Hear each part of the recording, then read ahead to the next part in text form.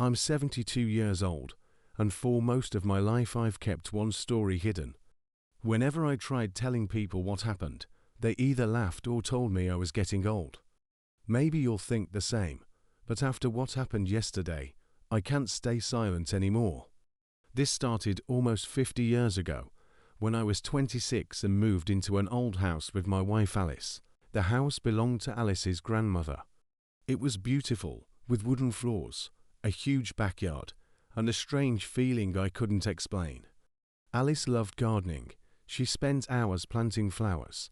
At night, we would sit together and talk about our future. I always told her I would love her even when she was old and wrinkled. She would laugh and say she would never leave me. One afternoon, Alice sat in her favorite chair knitting a blue winter hat. The strange thing was, we didn't even have children yet. She just wanted a baby so badly that she started preparing early. I remember smiling at her when the doorbell rang. When I opened the door, an elderly woman was standing outside. She introduced herself as Celia. She said she had been a close friend of Alice's grandmother. We invited her inside. Alice immediately liked her. They both loved flowers and could talk about gardening for hours. At first, I thought Celia was just lonely. She lived alone, and visiting us probably made her happy. But as the weeks passed, Celia started coming over more and more. She appeared almost every day. Sometimes right after we came home from work, when we were exhausted and wanted to be alone. We never told her to leave. We didn't want to hurt her feelings. Looking back, I wish we had, because eventually, things started feeling wrong. Enjoying the story? Drop a like and subscribe. The first time I truly got scared was during one of her visits. Alice and Celia suddenly turned toward me at the exact same time. Then they smiled, not similar smiles. The exact same smile, same expression, same movement. I told myself I was imagining things, but I couldn't forget it. A few days later, Alice and I went shopping. We mentioned Celia to an employee, and the woman's face changed. Celia, she's lucky to be alive. We asked what she meant. She told us Celia had suffered a stroke months earlier. Everyone thought she had died. Then somehow, she opened her eyes again. I asked if Celia had been friends with Alice's grandmother. The woman looked confused. That's strange. I've lived here my entire life. I don't remember them ever knowing each other. That sentence stayed in my mind. When we got home, something felt even worse. Our front door was open. Alice always locked the door, always. We stepped inside and heard nothing. Then Celia walked out from the hallway. She smiled and said she brought us a cake. She claimed the door was unlocked, so she let herself in. I wanted to believe her, but deep down, I knew something was wrong. 5 days later, I saw someone outside our house. It was late at night. I looked through the window and saw a person standing behind a tree. Just watching, I froze. Alice told me to calm down and went outside to check. She came back saying nobody was there. We convinced ourselves it was nothing, but 2 days later, I saw someone again. This time, I knew exactly who it was. Celia. She was standing outside in the rain, staring at the house. When she noticed me, she smiled. And that smile was the same one I had seen before. Then everything changed. I was at work when a coworker approached me. He looked terrified. He told me there had been an explosion at the store where Alice worked. I ran there as fast as I could. The building was destroyed. It didn't even look real. A police officer stopped me. He asked if I recognized something they found. It was a wedding ring, Alice's ring. My entire world collapsed. They said it was a gas leak, an accident. But I couldn't accept it. 4 days, I barely spoke. I lost the person I loved most. Then Celia came back. At first, I hated her. I wanted her gone. But she didn't argue.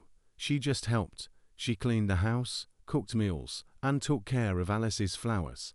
She stayed quiet and gave me space. Slowly, I started talking again. Months passed. I almost started believing Celia was just an old woman who cared about me. But I still felt something watching me, even when she wasn't there. Then one day, she told me she had a problem at her house and needed a place to stay for a few nights. I hesitated, but after everything she had done for me, I couldn't say no. That night I went to sleep feeling uneasy. When I woke up, I felt someone lying beside me. For a second, my brain thought it was Alice. I reached over and hugged her like I used to. Then I opened my eyes. It wasn't Alice. It was Celia. She was staring at me with a strange, satisfied smile. I jumped away and demanded to know what she was doing. I told her she crossed every possible line. She just looked at me with tears in her eyes and whispered something that froze my blood. I did all of this to be with you again. I stared at her. Again, I asked. She looked directly into my eyes. I'm your wife, Alice. I couldn't breathe. She told me she was actually my wife from the future, that she had found a woman who could move souls between bodies. She said she gave that woman everything she owned. Every dollar, everything. She wanted another chance with me. She thought losing me was worse than death. I refused to believe her. I asked how I could know she was really Alice. Then she told me something nobody else knew. When I was a child, my brother and I accidentally started a fire in an old barn. My brother died that day. I had never told anyone. Not even Alice knew the full story, but this woman did. She said, "Do you remember what you used to tell me? You said you would love me forever. You said you'd still love me when I was old and wrinkled." Those words hit me harder than anything. They were the exact words I had once told Alice, but something inside me still screamed that I needed to run. I turned toward the door, but it was locked. When I looked back, Celia was holding a knife. I asked her the question I was terrified to ask. "Did you kill Alice?" She stared at me. Then she whispered, "I couldn't do it." She stepped closer. I ran upstairs. Behind me, I heard her following. Then suddenly, silence. I turned around. Celia was lying at the bottom of the stairs. She had fallen. She wasn't moving. And that's when I realized something. If she really was Alice from the future, then she must have done something to my original Alice. I needed answers. I remembered Celia talking about her old house. The purple one with the garden. I found it. I searched every room until I heard a voice. "Alice," I called. The voice came from the bathroom.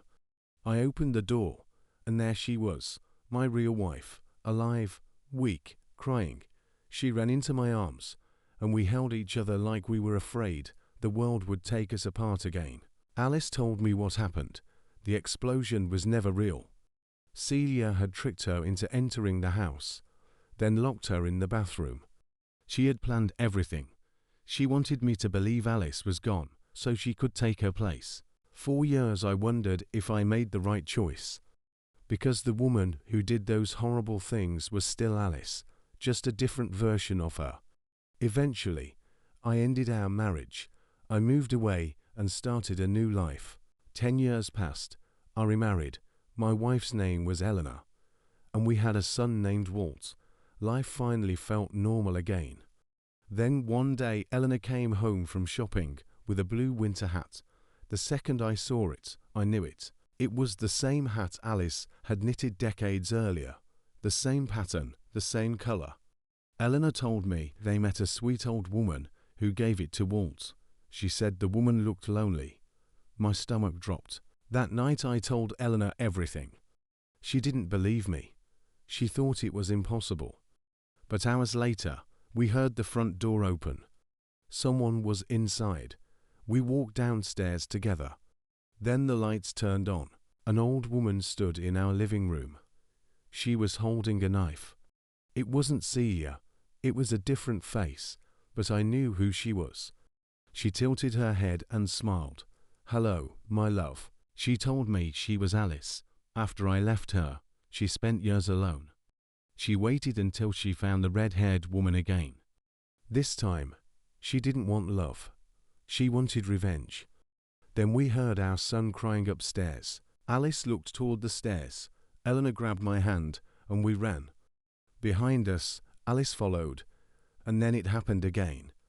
The same sound, the same footsteps, the same fall down the stairs. After everything went quiet, we sat there in shock. We didn't know what to do. We knew another version of Alice existed somewhere, but we refused to become monsters ourselves, so we decided to find her and help her. Years passed. We stayed in contact with Alice. Slowly, she changed. She became someone better, someone who regretted what she did. Eventually, we lost contact as we grew older. I thought that chapter of my life was over, until yesterday. I'm 72 now. I was sitting at home when the doorbell rang. I opened the door and froze. Standing there was Alice, older now, but different. This time, she looked like herself. We talked 4 hours. We remembered everything. The fear, the pain, the impossible things we survived. When we walked outside, I noticed a woman with red hair standing across the street. She was watching us. For a moment, her face became serious. Then she smiled, and I understood. If things had gone differently, she would have taken Alice's soul again. But this time, nothing happened, and maybe that was the end. If you enjoyed this story, make sure to subscribe for more terrifying tales. Leave a comment and tell me what you think happened. Was Alice truly changed, or was something else controlling her? And if you want more stories like this, don't forget to like the video